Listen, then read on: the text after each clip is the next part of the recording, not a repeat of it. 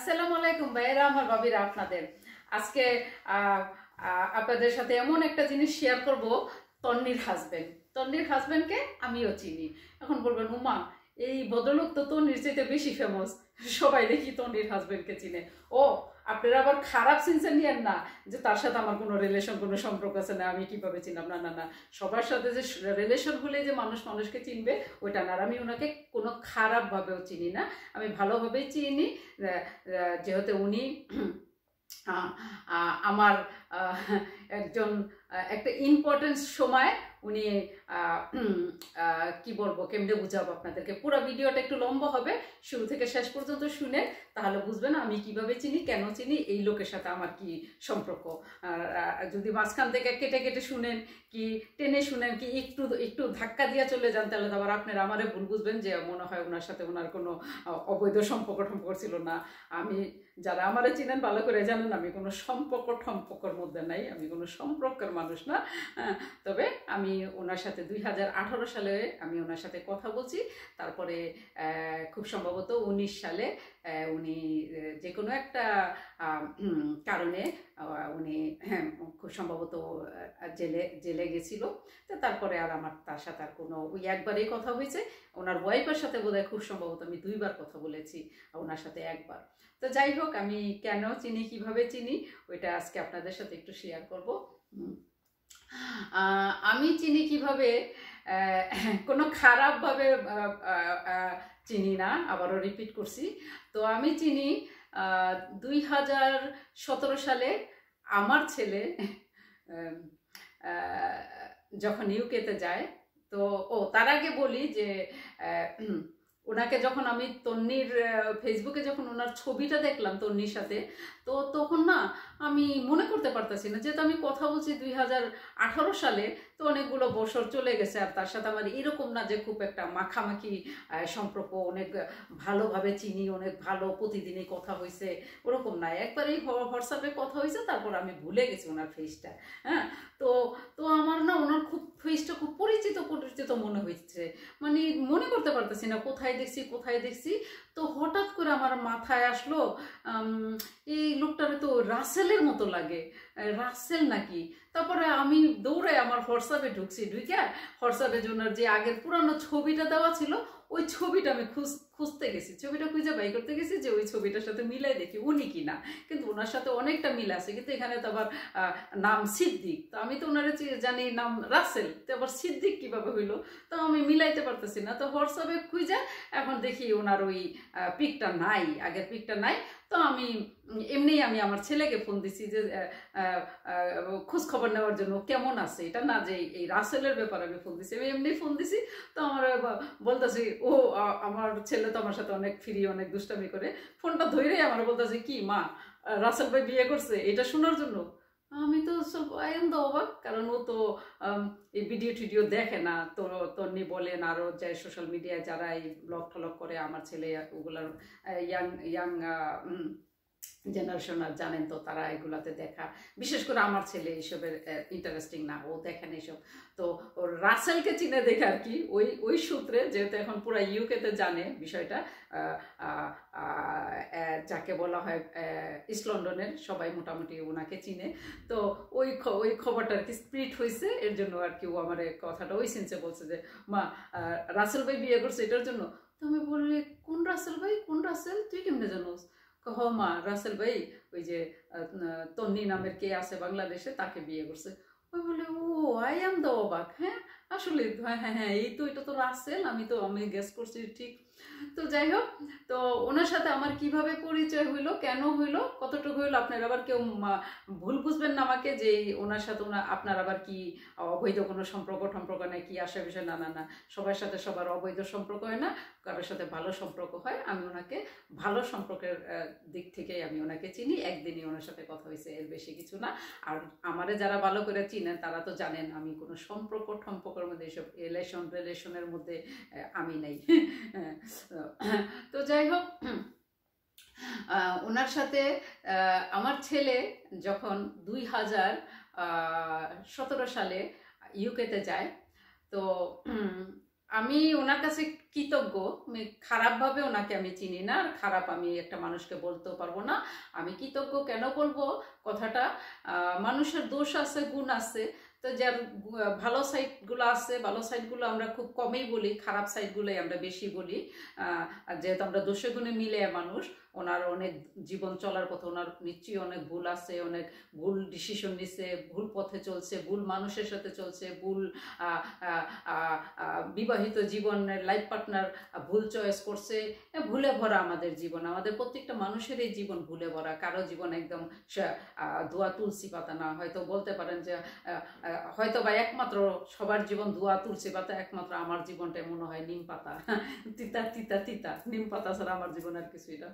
তো যাই হোক, উনি আমার কি উপকারটা করছে, উপকার বলতে আমার ছেলে যখন 2014 কি বলি 17 সালে ইউকেতে গেছে, যাওয়ার পরে তো আমার ছেলের যেহেতু এক স্টুডেন্ট, ওর জীবন আর ওর জীবন অনেক ধাক্কা খেয়েছে। হঠাৎ করে বাবা বাবা মারা গেলে 14 বছর বয়সে যে বাচ্চাটার একদম একটা মানে যেটাকে বলা হয় জীবনের একটা স্টেপে পাও রাখে, টিনেজ বয়সে, সেই সময়টা তার বাবা হারাইছে। তো তার জীবনটা তো একদম পুরো টোটালি এলোমেলো। তো ইউকে ওর জীবনের প্রথম জব, চাকরি বলেন যেটা বলেন, যে স্টুডেন্ট পার্ট টাইম জব, সেটা এই রাসেলের বারে। রাসেলের তখন একটা বার ছিল, ওই বারে রাসেল আর একটা ওই আমার ছেলে আর একটা ছেলে আছে, উনিও খুব সম্ভবত খুলনার, নাম জনি। এখন পর্যন্ত আমার ছেলের ওই জনির সাথে সম্পর্কটা আছে। আর আমি বলি যে জনি যদি ইউকেতে কেউ আমার ছেলেকে গাইডেন্স করার কেউ থাকে, কেউ যদি থেকে থাকে, তাহলে ওই যে জনি ছেলেটা, জনি খুব আমার ছেলেকে মোটামুটি একটা সাপোর্ট, বড় ভাই হিসাবে, একজন গার্জিয়ান হিসেবে ভালো একটা গাইডেন্স দেয়।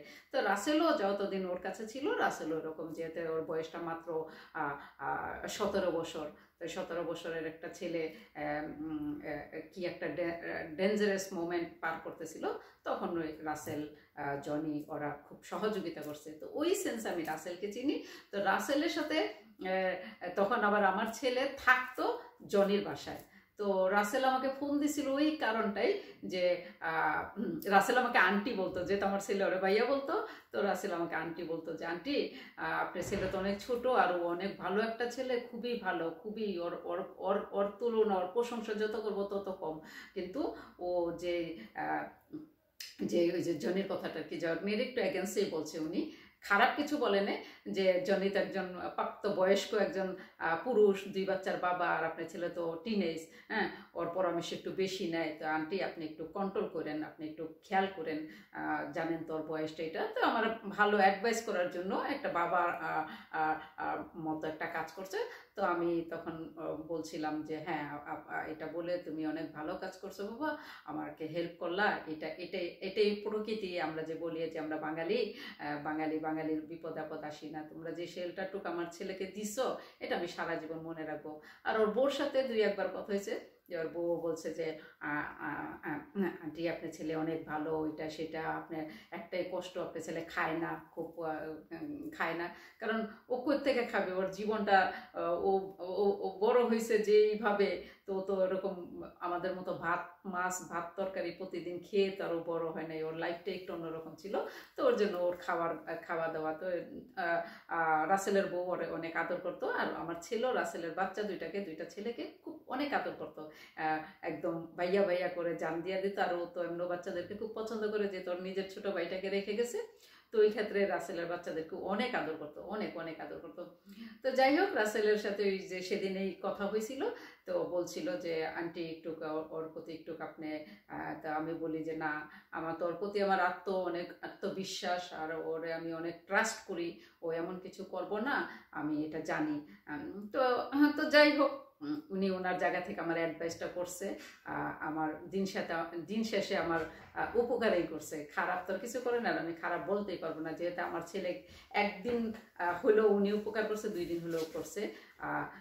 ওই বয়সটায়, ওই সময়টা ইউকের মতো একটা জায়গায় কোনো তার তার কোনো সাপোর্ট ছিল না, তার কোনো আত্মীয় স্বজন ছিল না, আপনজন ছিল না, পরিচিত কেউ ছিল না। তো যারাই যতটুকু হেল্প করছে, বিশেষ করে রাসেলের ওয়াইফ প্লাস জনির ওয়াইফ, আমি তাদের কাছে, আর আমার এই যে পাকিস্তানি একটা ফ্রেন্ড, আমি তাদের কাছে চিরদিন ঋণী থাকবো, কৃতজ্ঞতায় প্রকাশ করবো। তো যখন রাসেল অ্যারেস্ট হয়েছে, জেলে গেছে, তো দেখেন আমি আমি একজন মানবতার ফেরিওয়ালা বলতে পারেন। তো আমার ছেলে আমাকে বলছে যে মা, রাসেল ভাই এরকম এরকম, রাসেল ভাইকে পুলিশে ধরে নিয়ে গেছে। তো আমি বলতেছি কেন, কি হয়েছে? বলে মা এত কিছু তো জানি না। তো অন্য মা হইলে বলতো যে থাক বাবা, তুই আবার ওর ইয়ে বারে ঠারে কাজ টাজ করছো, আবার কোন সন্দেহ টন্দেহ কইরা তোরে আবার তদন্ত করবে, হ্যাঁ, কোনো ঝামেলায় জড়াবি, যাইস না। আমি এই কথাটা না বললে আমি উল্টাটাই বলছি। আমি বলছি আচ্ছা বাবা, তোর যদি পসিবল হয়, যদি সম্ভব হয়, তুই যাই একবার না রাসেলকে দেখে আসিস। কারণ বাবা, মানুষের বিপদের সময় যে তোরে এক গ্লাস কি আধা গ্লাস পানি দিয়া উপকার করে, ওইটা কৃতজ্ঞতা বোধ সারা জীবন মনে রাখতে হয়। আর ওইটা মনে রাখবি যতদিন পৃথিবীতে বেঁচে থাকবি। কারণ আমি মানুষটা এরকম যে আমাকে কেউ যদি একটু উপকার করে, আমি এটা সারা জীবন আমি মনে রাখি। আমার শরীরের চামড়া দিয়া হোক, রক্ত দিয়া হোক, ওইটা আমি প্রতিদান দিতে আমি প্রস্তুত থাকি। তো আমি আমার ছেলেকে বললাম তুই পারলে বাবা যা দেখে আসিস। মা, ও ছোট মানুষ না, তখন তো ওর মাত্র কত 19 বছর। রাসেলের যখন গেছে তখন 17-18 তারিখ 2018 তো জেলে গেছে, তখন আমার ছেলের বয়স 18, মাত্র 18। তো ও তো এত কিছু বুঝেও নাই, ওকে নিয়ম কারণ এত সিস্টেম শৃঙ্খলা। তো আমি আবার বললাম যে আর পারলে যে ওর বাচ্চাদেরকে আগে যেরকম আদর করছো সেরকম আদর করিস, বাচ্চাদেরকে দেখে আসিস। হ্যাঁ মা, আমি চেষ্টা করবো। যেহেতু ওর ওই স্ট্রাগল লাইফ, স্টুডেন্ট, ভালো একটা সেটেল হওয়ার জন্য স্ট্রাগল করতেছে, চেষ্টা করতেছে, পড়াশোনার জন্য, কাজের জন্য, সব কিছু মিলে ওর জীবনটাতে একটা স্ট্রাগল। তো আমি এরকম ওরে বলছি যে অন্য মানুষ হইলে বলতো যে না বাবা দূরে থাকি, যাইস না, কিন্তু আমি বলছি যে না, যেহেতু ওই মানুষটা তোরে সাপোর্ট দিছে, সাপোর্ট এত বড় দেওয়া যে দিল, এত বড় একটা সাপোর্ট দিয়ে আবার এত বড় একটা বাস দিলাম, ওইটা না করার চেয়ে এতটুক যে তোর একটা আশ্রয় দিছে, একদিন তোরে রাখছে, একবেলা খাওয়াইছে, তো ওই মানুষটার কাছে তুই ঋণী হয়ে গেছো বাবা। তুই তোর সাধ্য মতো তুই চেষ্টা করবি, যতদিন তুই ইউকেতে থাকবি ওদের সাথে গুড একটা ভালো একটা রিলেশন রাখবি, যেন ওরা তোর শুধু আপদ বিপদে কেন তোরে হেল্প করবে, যেন তোর ভালো দিনে, তোর খারাপ দিনে সবসময় যেন তুই ওদের পাশে থাকতে পারোস, ওরা তোর পাশে থাকতে পারে। এই যে এইভাবে আমি রাসেলকে চিনি। তাছাড়া অন্য কোনো খারাপ কোনো উদ্দেশ্য, খারাপ কোনো চিহ্ন, তার ব্যাকগ্রাউন্ড, তার গাটাগাটি, তার কাটাকাটি, কাদাসেরাসেরি, ওগুলো ওই সম্পর্কে আমি চিনি না। আমি এই সম্পর্কে আমি রাসেলকে চিনি।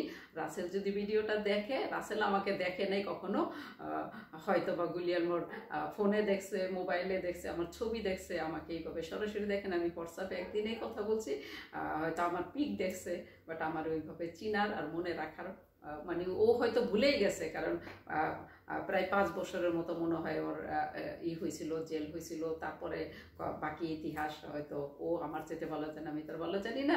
আমি ওই একদিন কথা বলছি, একদিনের কথায় যেতটুকু মনে রাখছি এটাই ইনাফ, এটাই অনেক বেশি। আর তাছাড়া আর বিশেষ কিছু না। তো আমি এর জন্য ভাবলাম যে এই তন্নির বিয়েটা নিয়ে একেবারে মানে খুব হয়ে গেছে, পুরো বাংলাদেশ মানে হইচই হয়ে গেছে। দেখেন, বিয়ে শাদী এটা কিসমতের ব্যাপার। আল্লাহ যার সাথে যার যেখানে লিখে রাখে, 2 দিন আগে পরে হয়। কিন্তু আমার কথাটা হইলো যে বোন, এটা আমার তন্নির প্রতি অনুরোধ যে সবসময় কথা বলি। আমি এর আগেও আমি অনেক ভিডিও তন্নিরে নিয়ে করছি ওর লাগামহীন আচার ব্যবহারের কারণে, বাট আমি কোনো অশ্লীল কোনো আচরণ তার সাথে করি নাই। আমি আমার শালীন ভাষা দিয়ে তারে বোঝানোর চেষ্টা করছি, আবার ওই শালীন ভাষা দিয়ে তাকে বোঝানোর চেষ্টা করব। বোন, যদি আপনি প্রথম থেকে শুরু থেকে একটা কথাই তুমি বলে আসতা যে যারা প্রশ্ন করতো তোমারে, কারণ আমাদের দেশে তো মানুষের আজিরা খায়া কোনো কাজ নাই, কার হাজব্যান্ড মরে গেছে কি কার ডিভোর্স হয়ে গেছে, কার কে কবে বিয়ে করবে, কে কবে ডিভোর্স দিবে, খালি এগুলি নিয়ে থাকে।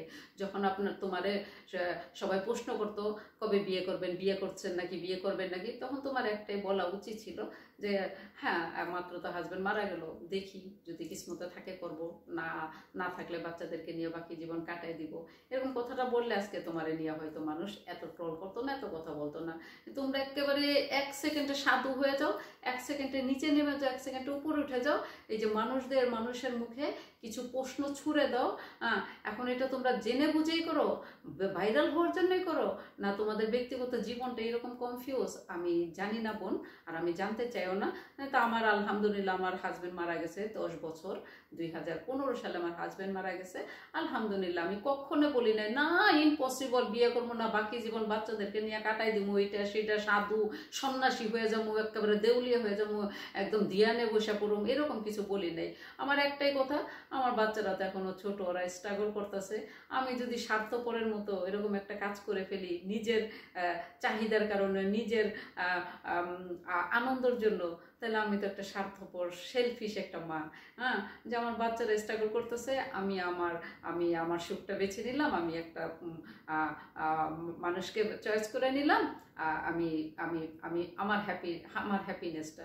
তা যাই হোক, আমার ছেলের এটা নিয়ে কোনো সমস্যা নাই। তো আমি তো মনে করেন আমার ছোট ছেলে, যেটা আমার ভাইয়ের ছেলের জন্য, নিজের ছেলের জন্য না, ভাইয়ের ছেলের জন্য নিজের জীবন স্যাক্রিফাইস করে দিলাম, যে থাক। সবার কিসমতে তো সব কিছু হয় না, সব কিছু থাকে না। সরি, আমার ব্যক্তিগত বিষয়টাও একটু শেয়ার করে ফেললাম, এই জন্য আমি আন্তরিকভাবে দুঃখিত। ব্যক্তিগত ব্যাপারটা না বললেই পারতাম, শুধু এক্সাম্পলটা এর জন্য দিলাম যে আমি বিধবা হয়ে আমি কখনো বলি নাই যে আমি এটা করবো না, আমি ওইটা করবো না। আমি সবসময় মাটিতে পাড়া দিয়ে চলার চেষ্টা করি, যে আমার কিসমত ডিসাইড করে রাখছে উনি। উনি ইন্ডিকেশন দিবে আমি কোন দিকে যাব, কিভাবে চলবো, কোন পথে যাব, কি কতটুকু আমার জন্য বরাদ্দ রাখছে। তা আমি যদি বলি যে এটা করবো না, এটা করবো না, ওই ছোটবেলা উদাহরণ, বান্ধবীরা স্কুলে যাওয়ার সময় টিটকারি মারতো না, যে ওই যে ইপটিজিন বিষয়টা, যে ওই ওই তুই আমার বউ হবি, নিজের চেহারা আয়নায় দেখছো, তোর মতো ছেলে হইব আমার স্বামী, জুতা দিয়ে পিটাম।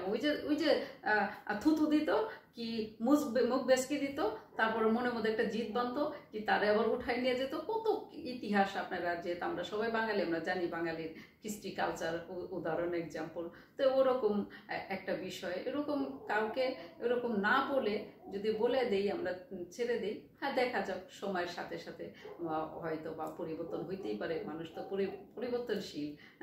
যে হয়তো বা আমি যে করব না বলছি জীবনে, এমন তো কোনো কথা না, হয়তো ভবিষ্যতে করতেও পারি। কারণ প্রতিটা নারী পুরুষ, আদম হাওয়ার পৃথিবীতে যেহেতু আমরা জন্ম হয়েছি, প্রত্যেকটা আদমের জন্য একটা হাওয়া, হাওয়ার জন্য একটা আদম। তো একটা নারীর জন্য একটা পুরুষ বরাদ্দ রাখছে, একটা পুরুষের জন্য একটা নারী বরাদ্দ রাখছে।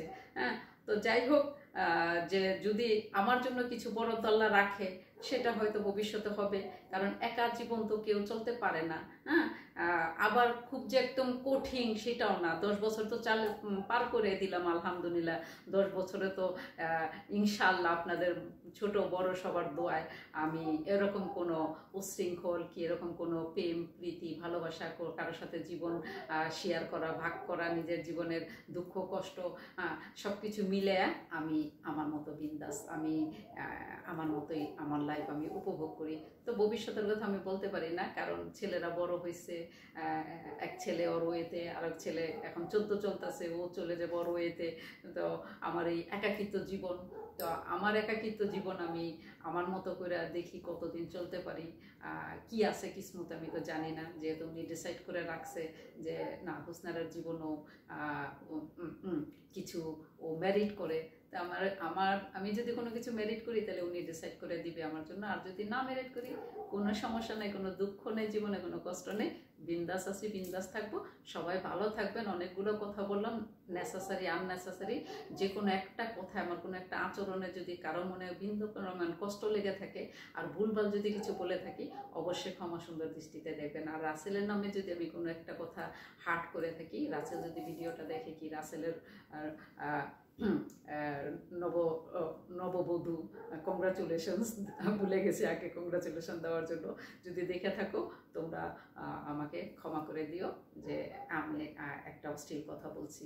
সবাই ভালো থাকবেন। আর নিজ নিজ জায়গায় নিজেদের মতো ভালো থাকার চেষ্টা করবেন। কে কি করলো, কে কয়টা বিয়ে করলো, কে ডিভোর্স করলো, কে কার সাথে পালিয়ে গেল, ওগুলাতে মাথা না ঘামায় যার যার চরকা একটু তেল দেন, নিজেকে নিয়ে একটু পরিচর্যা করেন, দেখবেন জীবনটা অনেক সুন্দর। সবাই ভালো থাকেন, টাটা, বাই বাই।